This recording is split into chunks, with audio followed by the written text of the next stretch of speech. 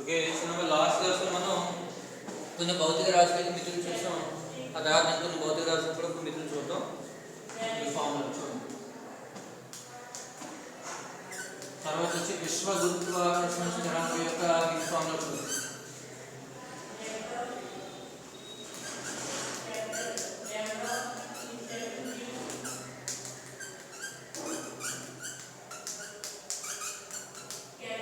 మన నెక్స్ట్ వచ్చి విశ్వ గురుత్వాకర్షణ స్థిరాంకం క్యాపిటల్ జీ యొక్క మితి ఫార్ములా. ఇక్కడ M1 M2 ద్రవ్యరాశి ఉన్నటువంటి రెండు వస్తువులను ఆ దూరంలో వేరు చేసినప్పుడు వాటి మధ్య పనిచేసే గురుత్వాకర్షణ వెంటనే F G × M1 M2 R.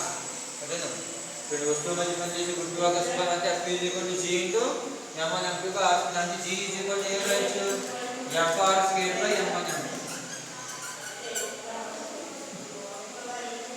ఇదంటే విశ్వ గురుత్వాకర్షణ స్థిరాంకం క్యాపిటల్ G ఏం రాయొచ్చమ్మా, Fr² M1 M2. ఇక్కడ బలం యొక్క మితి ఫార్ములా ఏంటి, ml p మైనస్ r అంటే దూరం యొక్క మితి ఫార్ములా l². ద్రవ్యరాశి m × m మరి ml³ t మైనస్ 2/m². అది అవుతుంది m inverse l³ t⁴ minus 2 అవుతుంది. అంటే నూతన విశ్వ గురుత్వాకర్షణ స్థిరాంకం యొక్క మితి formula m inverse l³ t⁴ minus 2 వస్తుంది. దాని యొక్క ప్రమాణం వచ్చి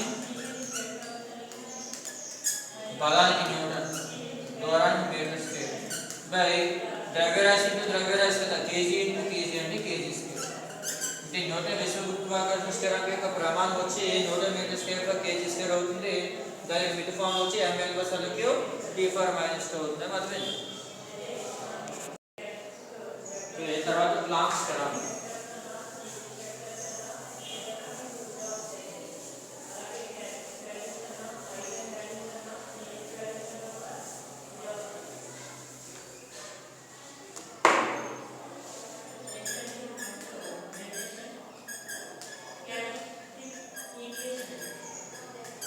ఇక్కడ ప్లాంక్ స్థిరాంకానికి చూడండి, శక్తి E = hv కదా, దానికి h = E/v.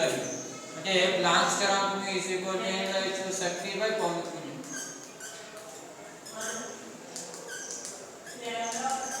అదేనమ్మా, ప్లాంక్ స్థిరాంకం h = E/v, శక్తి బై పౌనఃపున్యం. ఇక్కడ శక్తికి డైమెన్షన్ ఫార్ములా మితి ఫార్ములా ఏంటంటే పనికి ఏదైతే మితి ఫార్ములా ఉందో శక్తి కూడా అదే ఉంటుంది. లేదంటే ఐన్స్టీన్ ద్రవ్యరాశి సబ్స్టిట్యూషన్ నియమం ప్రకారం E = mc².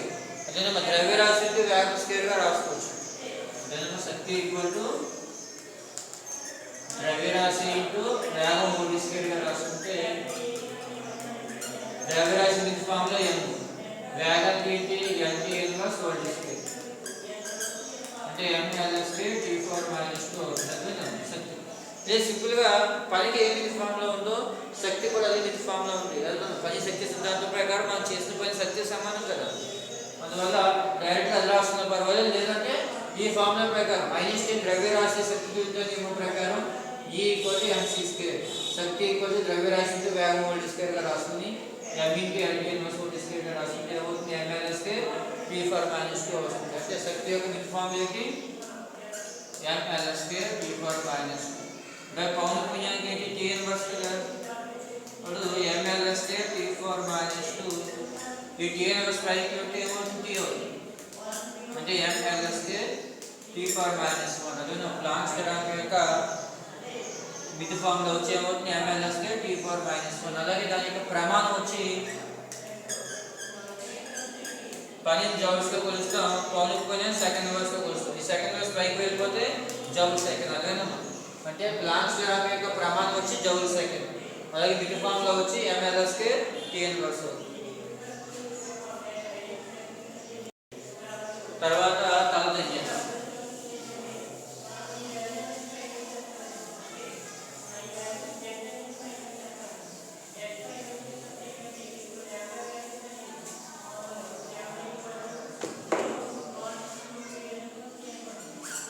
మీకు ప్రవాహ యాంత్రిక శాస్త్రం అనేటువంటి చాప్టర్లో క్లియర్గా రావడం జరుగుతుంది తలదన్యం గురించి. తలదన్యత అంటే ఒక ద్రవం యొక్క ఉపరితలం మీద చూసినట్లయితే దాని మీద లంబంగా పనిచేసేటువంటి బలాన్ని తలతైనట్టుగా మనం చెప్పడం జరుగుతుంది. అర్థమైందమ్మా? ఒక ద్రవ్య యొక్క ఉపరితలం మీద మిగిలిన అణువుల వల్ల పనిచేసేటువంటి బలాన్ని తలతైనట్టుగా మనం చెప్పడం జరుగుతుంది. తలతైన T = బలము బై పొడవు. అర్థమైందా? T = F/L. ఇక్కడ బలానికి విత్ ఫార్మ్ ఏంటి? mL/T-2 బై పొడవు TL. అంటే ఏమవుతుంది? m L/0 T/-2 అంటే అదేనమ్మా విత్ ఫార్మ్ m T/-2 లేదు Nm/m. ప్రమాణం వచ్చి Nm/m. అర్థమైందమ్మా? ఇక్కడ తలతైనది ఈక్వల్ ఏంటి? బలము బై పొడవు mL/T-2/L. L క్యాన్సిల్ అయిపోతే ఏమవుతుంది? m L/0 T/-2. దాని ప్రమాణం వచ్చి ఏమవుతుంది? Nm/m అవుతుంది.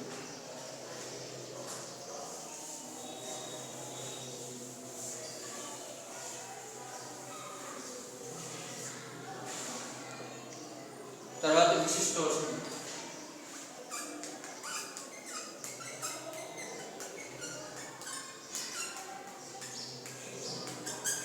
అమ్మ తర్వాత వచ్చి మితి ఫార్ములా విశిష్ట ఉష్ణం S. ఇక్కడ చూడండి ఉష్ణం Q = ద్రవ్యరాశి ఇంటూ విశిష్ట ఉష్ణం ఇంటూ ఉష్ణోగ్రత. అదేనా? ఉష్ణం Q = ద్రవ్యరాశి ఇంటూ విశిష్ట ఉష్ణం ఇంటూ ఉష్ణోగ్రత. దానికి S ఏమవుతుంది? Q/mt. అర్థమైందా? ఉష్ణం Q ms అంటే ద్రవ్యరాశి ఇంటూ విశిష్ట ఉష్ణం ఇంటూ ఉష్ణోగ్రత. దానికి S Q/mt గా రాసినట్లయితే S Q/mt. ఇక్కడ చూడండి Q అంటే శక్తి యొక్క రూపమే కదా, ఉష్ణ శక్తి. శక్తికి ఇప్పుడే చెప్పుకున్నాం ఏంటి? mL/T-2. నేను ఇక్కడ Q అంటే ఉష్ణ శక్తి. ఉష్ణ శక్తి యొక్క మితి ఫార్ములా ఏంటి? mL/T-2. ద్రవ్యరాశి m. అది T అంటే ఉష్ణోగ్రత. మరి ఉష్ణోగ్రత ఎందులోకి వస్తాం? కెల్విన్లో. కాబట్టి ఉష్ణోగ్రత యొక్క మితిని Kతో చూపించాలి. అదేనా? ద్రవ్యరాశి mతో, పొడవుని Lతో, అలాగే కాలాన్ని అలాగైతే చూపించామో అలాగే ఉష్ణోగ్రతని Kతో చూపించాలి. అదేవిధంగా మరి m క్యాన్సిల్ అయిపోతే ఏమవుతుంది? m/0 L/T/-2 Kn అవుతుంది. అదేనా? విశిష్ట ఉష్ణం యొక్క సమీకరణం S ఏంటమ్మా? Q/mt. అదేనా? ఉష్ణరాశి యొక్క సమీకరణం ఏంటి? మితి ఫార్ములా ఉష్ణరాశి శక్తికి ఏదైతే ఉందో అది ఉంటుంది mL/T-2. ఇక్కడ m అంటే ద్రవ్యరాశి కాబట్టి m, T అంటే ఉష్ణోగ్రత కాబట్టి K అనుకున్నట్లయితే m/0 L/T/-2 కెల్విన్స్ అవుతుంది. విశిష్ట ఉష్ణం యొక్క మితి ఫార్ములా అవుతుంది. అలాగే దాని యొక్క ప్రమాణం చూసినట్లయితే Q అంటే శక్తి యొక్క రూపం కాబట్టి దాన్ని జౌల్స్లో కొలుస్తాం. మాస్ కేజీలో, ఉష్ణోగ్రత కెల్విన్. అంటే జౌల్ kg/Kelvin కూడా రాసుకోవచ్చు. అర్థమైందా? దాని యొక్క ప్రమాణం వచ్చి జౌల్ kg/Kelvin గా రాసుకోవచ్చు, లేదా జౌల్/kg/Kelvin గా రాసుకోవచ్చు. అర్థమైంది? తర్వాత సాపేక్ష సాంద్రత, రిలేటివ్ డెన్సిటీ అంటే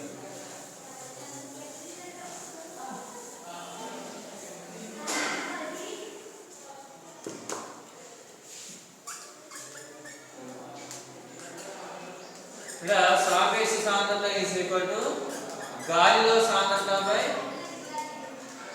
నీటిలో సాంద్రత. ఇక్కడ పైన కింద రెండు కూడా సాంద్రత కాబట్టి దానికి ఎలాంటి ప్రమాణాలు ఉండవు, అలాగే మితులు కూడా ఉండవు. అదేనమ్మా? అంటే m/0 L/0 T/0 అంటే మితులు ఉండవు దీనికి. ఎందుకంటే పైన కింద ఒకటే ప్రమాణం కాబట్టి. అర్థమైందమ్మా? అలాగే ఒకటే భౌతిక రాశి కాబట్టి అలాగే మితులు కూడా ఉండవు. అర్థమైందమ్మా?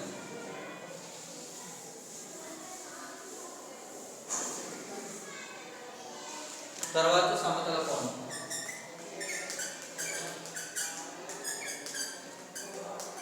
ఇక్కడ సమతల కోణం θ చూడండి. ఇలా వృత్తాలు తీసుకున్నప్పుడు కోణం θ వ్యాసాలు మారుతున్నట్లయితే ఇది వృత్త చాపం అవుతుంది. వృత్త చాపం ఏం రాయొచ్చు?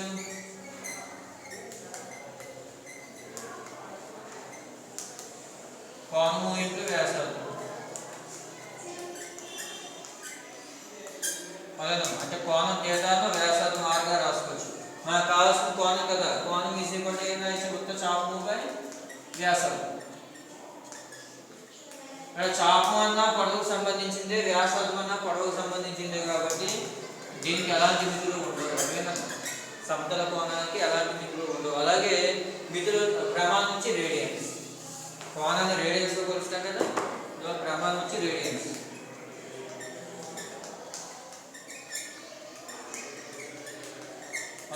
అలాగే దానికి మిత్ ఫామ్లో వచ్చేది m/0 α/0 t/0 అవుతుంది. అందుకని మధ్య దానికి ఎలాంటి మితులు ఉండవు. అర్థమైనా? ఇప్పుడు నెక్స్ట్ ఏంటంటే కొన్ని భౌతిక రాశులకి ఒకే రకమైనటువంటి మిత్ ఫామ్లో ఉంటుంది, అది చూద్దాం.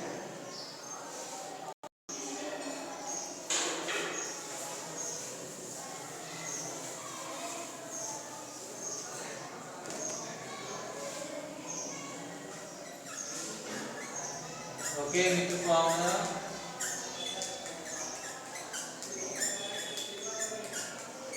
కలిగి ఉన్న భౌతిక రాశులు.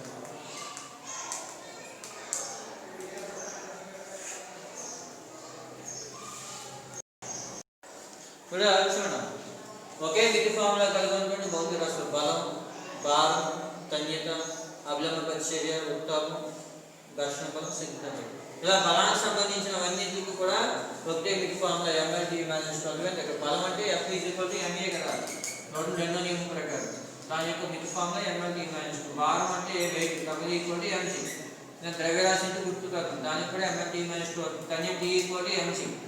అదేనా, దానికి కూడా మిత్ ఫామ్లో mL/t-2. అభిలంబ పరిచర్య అంటే చూడండి, ఒక వస్తువు మీద దాని భారం mg కిందకి పనిచేస్తే దాని సమానంగా పైకి అభిలంబ పరిచర్య పనిచేస్తుంది, ఘర్షణలో మనం చెప్పుకున్నాం. అందుకని అలాగే ఉత్తాపం అనేది ర్యాకెట్ లాంటి వెహికల్స్ అనేవి పైకి వెళ్తున్నప్పుడు దాని లోపల ఉన్నటువంటి వాయువులు కిందకి పనిచేసే బలాన్ని ఉత్తాపం అంటారు. అందుకని అలాగే ఘర్షణ బలం చేస్తే వస్తువు ప్రయాణిస్తున్నప్పుడు అది ప్రయాణించే దిశకి వ్యతిరేకంగా పనిచేసేటువంటి బలాన్ని ఘర్షణ బలం అంటారు. శక్తి బలం అంటే ద్రవాల్లోని నీటి పొట్ల మధ్య, ఇలా ద్రవంలో పొట్ల మధ్య పనిచేసేటువంటి ఘర్షణ బలాన్ని శక్తి బలంగా చెప్పడం జరుగుతుంది. ఎన్ని బలాలకి కూడా మిత్ ఫామ్లో ఒకటే mL/t-2.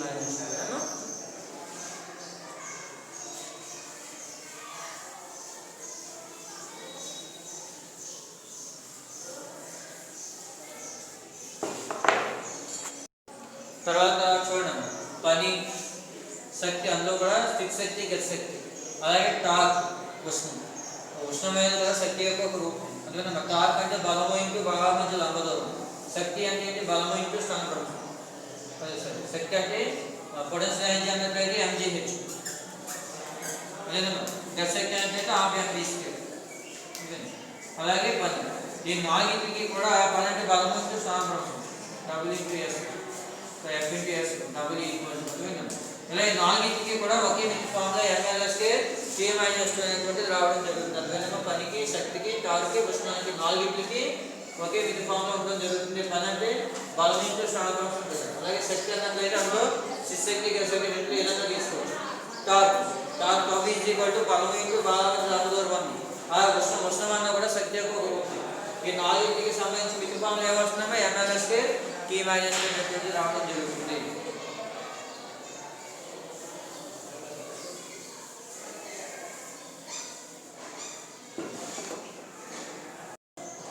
అలాగే ప్రతిబలం, పీడనం, స్థితిస్థాపకం, ఈ మూడింటికి కూడా ఒకే మిత్ ఫామ్లో ఉండడం జరుగుతుంది. ప్రతిబలం అంటే ఏంటి, పునఃస్థాపక బలముగా వైశాల్యం, అదేవిధంగా 50. అలాగే పీడనం అన్న కూడా ప్రమాణ వైశాల్యాన్ని పనిచేసే బలమే 50.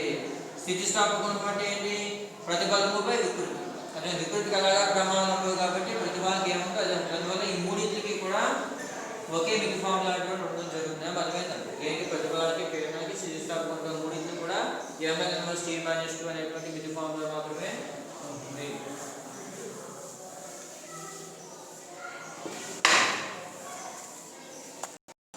తర్వాత చూడండి, తలతన్యత.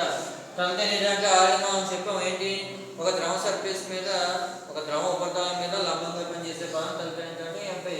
అది స్ప్రింగ్ యొక్క బల స్థిరాంకం అన్నట్లయితే మనం డౌన్ చాప్టర్ చెప్పేటప్పుడు చెప్పింది, ఒక బాగా స్ప్రింగ్ తీసుకొని అతను బరువు పెట్టినట్లయితే ఈ బరువు కిందకి లాగుతున్నట్లయితే పైకి కిందకి డౌన్ చేస్తుంది.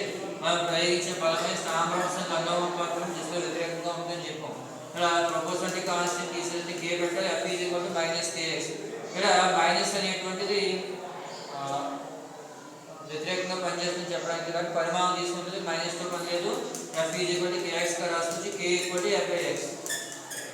అదేనా, ఇప్పుడు F ఏంటి, మన myth formula ml t minus 2. ఇక్కడ x అంటే పొడవు కాబట్టి l అంటే m l power 0 t power minus 2. అదేనా అంటే బల స్థిరాంకానికి మిన్ formula m l power 0 t power minus 2. లేదు దాని యొక్క ప్రమాణం వచ్చి నోట్ పర్ మీటర్ అవుతుంది. అదేనా తలెత్తుకి బల స్థిరాంకానికి రెండింటికి కూడా ఒకే మిన్ ఫార్ములా అటువంటిది రావడం జరుగుతుంది. తర్వాత పౌను పుణ్యానికి కోణీయ వేగానికి కూడా ఒకే మిన్ ఫార్ములా ఉందో సర్చ్ చేస్తాం.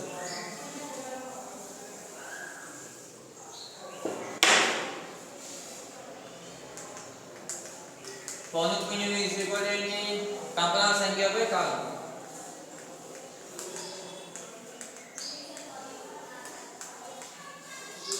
అంటే 1/t t ఇన్వర్స్ అర్థమైందా అంటే ఇది formula m power 0 l power 0 t inverse. అలాగే కోణీయ వేగం omega is equal to θ equal to omega t కదా అంటే కోణీయ స్థానం ఒమేగా ఈక్వల్ టు θ/t అంటే కోణం బై కాలం లేదా కోణీయ స్థానభ్రంశం బై కాలం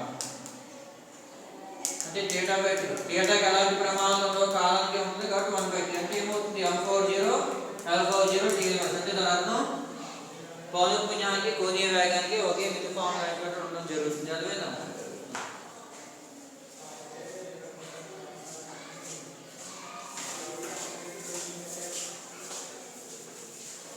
తర్వాత మిన్ ఫార్ములాను ఉపయోగించుకుని కొన్ని ప్రాబ్లమ్స్ చూద్దాం.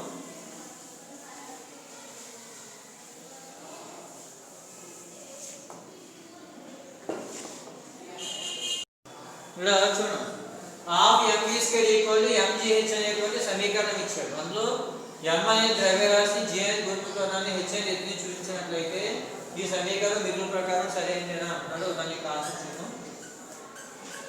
ఇక్కడ LHS సైడ్ అంటే ఎడమ చేతి వైపు ఏముందో హాఫ్ mv స్క్వేర్ ఉంది. ఇక్కడ హాఫ్ అంటే నెంబర్ కాబట్టి దానికి ఎలా మిగులులో ఉందో m అంటే ద్రవ్యరాశి కదా దానికి మిగిలి ఏంటి m v అంటే వేగం వేగం మిగులు ఫార్ములాకి t ఇన్వర్స్ ఉంటుంది అంటే m l square t power minus 2 square apply చేస్తాం. మరి ఏమవుతుంది m l square t power minus 2 అంటే వేగం యొక్క LHS సైడ్ డైమెన్షన్ ఫార్ములా ఏమొచ్చింది మిగులు ఫార్ములా ఏమొచ్చింది m l square t power minus 2. అలాగే RHS సైడ్ అంటే కుడి చేతి వైపు ఏముందమ్మా mgh ఉంది. ఇప్పుడు ద్రవ్యరాశికి మిగిలి ఏంటి m g అంటే గురుత్వాకర్షణ కాబట్టి గురుత్వాకర్షణకి ఏంటి lt మైనస్ 2 ఎత్తుకి l అంటే ఏమవుతుంది m l square t power minus 2 అదేనా అంటే LHS side is equal to RHS అవుతుంది. అదేనా ఇక్కడ ఎడమ చేతి వైపు గరిష్టంగా హాఫ్ mv స్క్వేర్ ఇక్కడ m అంటే ద్రవ్యరాశి m వేగాన్ని మిగులు ఫార్ములాకి lt ఇన్వర్స్ హోల్ స్క్వేర్ మరి m into l square t power minus 2 అవుతుంది m l square t power minus 2. అలాగే RHS సైడ్ mgh కదా ద్రవ్యరాశికి m గుర్తుదానికి lt మైనస్ 2 ఎత్తుకి l అంటే ఏమవుతుంది m l square t minus 2. Left hand side equal to right hand side అవుతుంది కాబట్టి దీనికి dimensions ప్రకారం ఆ సమీకరణం కరెక్ట్ అవుతుంది. మనమే నెక్స్ట్ ఇంకో ప్రాబ్లం చూద్దాం.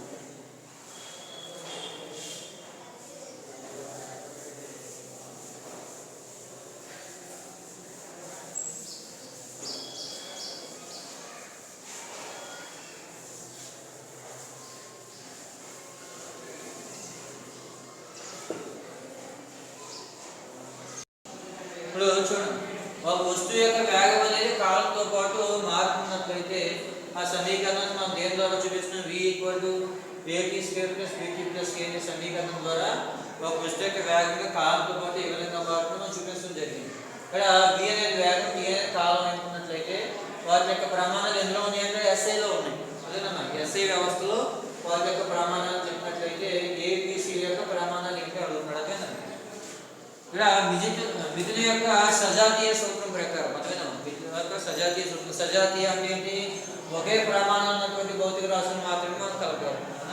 ఇక్కడ v equal to at square plus bt plus k అనే సమీకరణం తీసుకున్నట్లయితే ఈ మూడింటి యొక్క ప్రమాణాలు ఒకటే అయితేనే మనం కలుపుకోవాలి. అంటే వేగం యొక్క ప్రమాణం at స్క్వేర్ యొక్క ప్రమాణం రెండు సమానం అవ్వాలి. అర్థమైందా ఇక్కడ వేగం at స్క్వేర్ ప్రమాణం ఈజ్ ఈక్వల్ టు v యొక్క ప్రమాణం అవ్వాలి. ఇక్కడ at స్క్వేర్ యొక్క ప్రమాణం ఎంత అంటే a ఇంటూ a ఇంకా మా తెలియదు కట్టాలి.